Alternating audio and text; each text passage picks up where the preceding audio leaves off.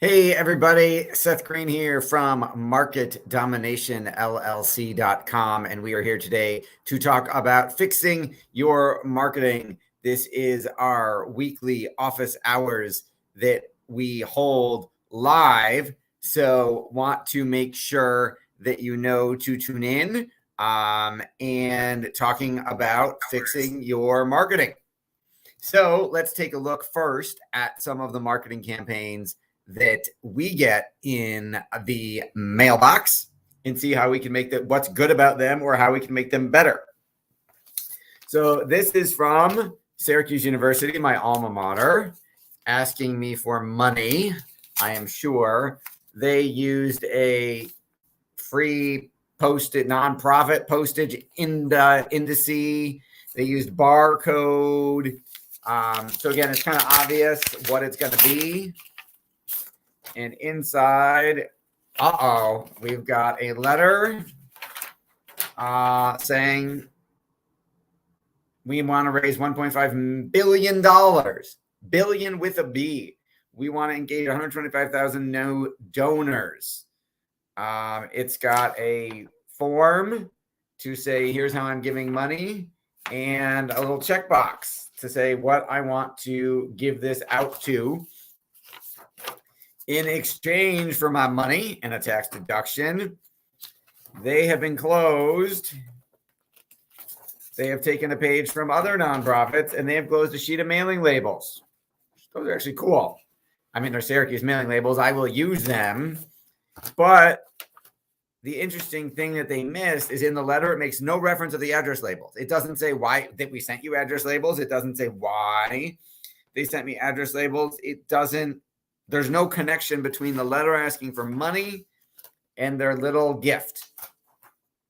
Now, they're smart. They've seen perhaps the data other nonprofits use. Enclosing address labels raises donations, right? More people will give because they feel somewhat tiny bit obligated by this.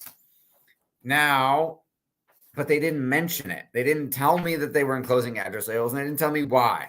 Whatever you do in your marketing, even if you're literally giving people something, you have to tell them why. There has to be a compelling reason why. Why are they giving me address labels? Are they hoping I'll spread the message of Syracuse? Are they hoping I will spread the brand? What is me using those address labels going to do for them? Anything? What does it do for me other than convenience? I mean, theoretically, I could make these on my computer. I have label paper. We do have return labels. Why is my college giving me labels? Is this to please use these to show your school spirit? Of course, that implies that the person getting it knows that the S stands for Syracuse. Not sure about that. So it was good of them to enclose the return address labels, bad of them to not mention that they're in there or why they're in there at all. Now, this is a card I got in the mail from an accountant. This was December, by the way. Merry Christmas. I'm just getting to it now. Merry Christmas from our family to yours. Thank you for your continued support during these crazy, uncertain times. We certainly appreciate you. Have a terrific, safe, and holiday season.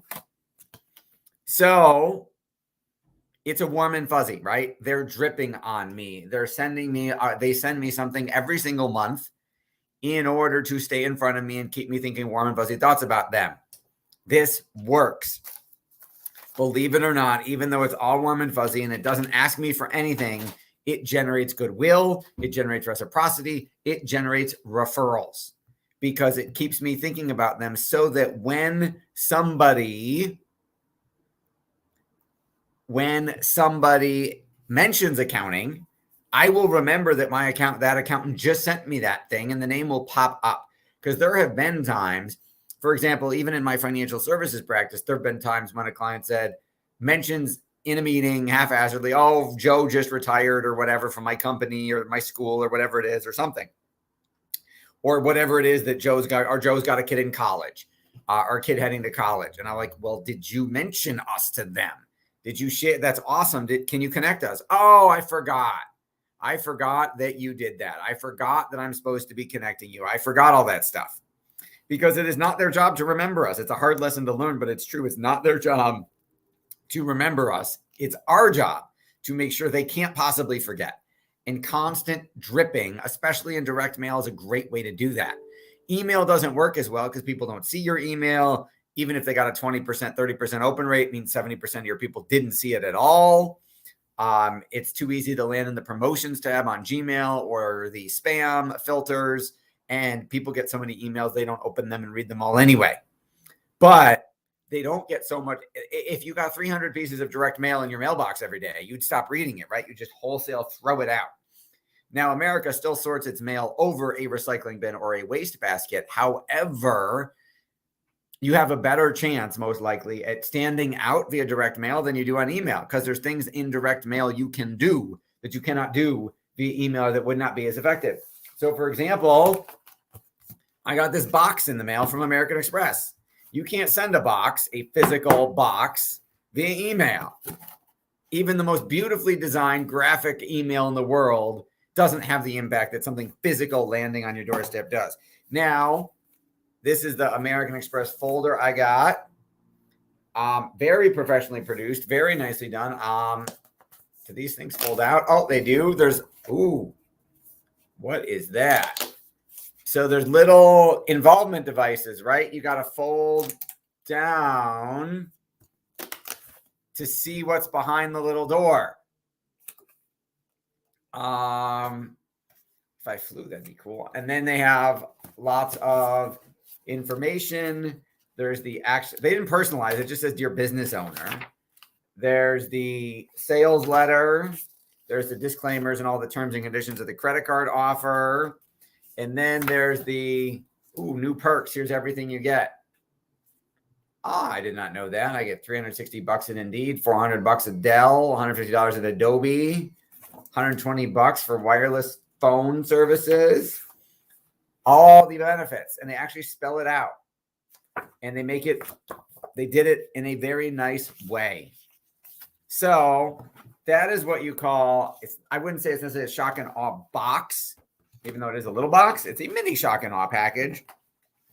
It is certainly way more than I would expect for a credit card offer, right? Normally you just get a letter in the mail saying pre-approved credit card, click this link or fill this form out and mail it in, and that's it. And they just send you a piece of paper.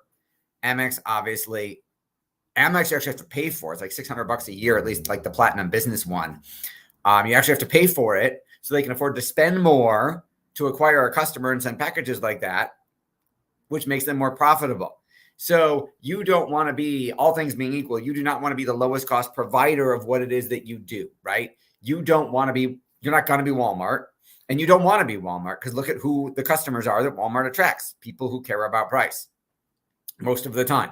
If I got a choice, I don't want to be McDonald's and have a $1 value menu, right? I would much rather be the Chop House, the most expensive steakhouse in town, where a steak might be $50-$60 or more.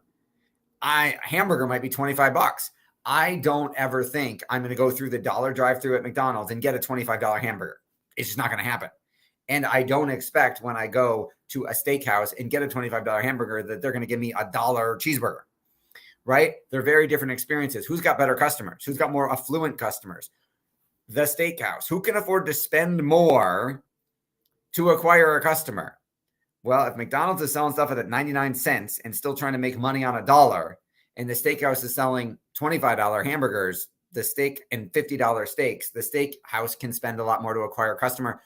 Whoever can spend more to acquire a customer will win. Because ultimately, if you can afford to spend, I'm making this up, if you can afford to spend $100 to acquire a customer and I can spend $1,000, I can do 10 times the marketing.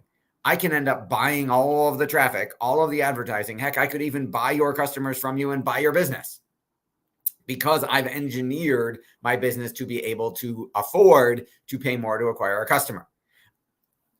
Here is another direct mail piece from our favorite mail order church, St. Matthew's Churches. This is a church. There is no physical building. For those of you who haven't watched me before, this is a mail order church.